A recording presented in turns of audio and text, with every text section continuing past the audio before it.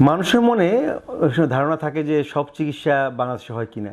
অনেকেই যাদের আর্থিক সামর্থ্য আছে তারা হয়তো কেউ আমেরিকা, ইউকে বা সিঙ্গাপুর, থাইল্যান্ড নিজের পক্ষে ভারতে গিয়ে কিডনি পাথরের চিকিৎসা করতে যায়।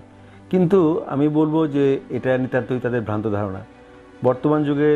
বর্তমানের এই প্রযুক্তির যুগে এবং বাংলাদেশের ডাক্তাররা যথেষ্ট মেধাবী হওয়ায় কিডনির পাথরের সব ধরনের আধুনিক চিকিৎসাই আমাদের দেশে হচ্ছে। যেমন যে চিকিৎসা করতে যে জিনিসগুলো সবচেয়ে মডার্ন ট্রিটমেন্ট, তার মধ্যে একটা হচ্ছে extra corporeal shock wave lithotripsy, সেই মেশিন অ্যাভেলেবল। পিসিএনএল অপারেশনের জন্য যেসব মেশিন লাগে সেগুলো অ্যাভেলেবল। নেফ্রোস্কোপ থেকে শুরু করে সব ধরনের ইনস্ট্রুমেন্ট অ্যাভেলেবল। ফ্লেক্সিবল ইউআরএস করে আমরা কিডনির ভিতর থেকে পাথর ধরে নিয়ে আসতে পারি, সেটা অ্যাভেলেবল। এবং বিভিন্ন ধরনের নেফ্রোস্কোপ দিয়ে ফুটা করে যে অপারেশন করা হয় এবং লেজারের মাধ্যমে যে পাথর ভাঙা হয়, সব ধরনের লেজার।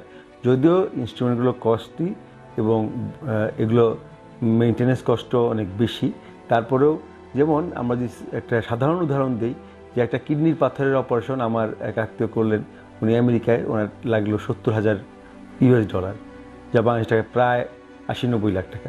সে একই পাথরই, একই কাজই দুবাইয়ে করলে 10 লাখ টাকার মতো খরচ হয়।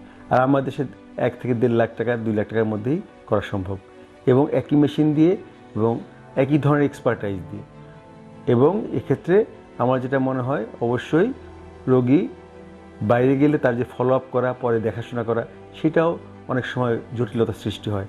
এবং এই যে চিকিৎসা যে বলা হয় কিডনির পাথর একটা লাইফ লং, মানে সারা জীবনব্যাপী থাকবে, মেটাবলিক রিকারেন্ট, বারবার হতে পারে এই ডিজিজটা। কাজেই এক্ষেত্রে চিকিৎসাটা তার নিকটবর্তী ডাক্তারের কাছ থেকে, যেখানে সে সহজে পৌঁছতে পারবে, কথা বলতে পারবে এবং রেগুলার ফলো আপে থাকতে পারবে, সেখানে করাটাই তার জন্য যুক্তিযুক্ত এবং তার জন্য সর্বোত্তম।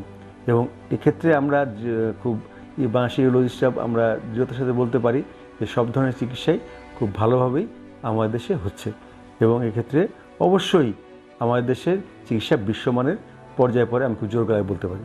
ধন্যবাদ।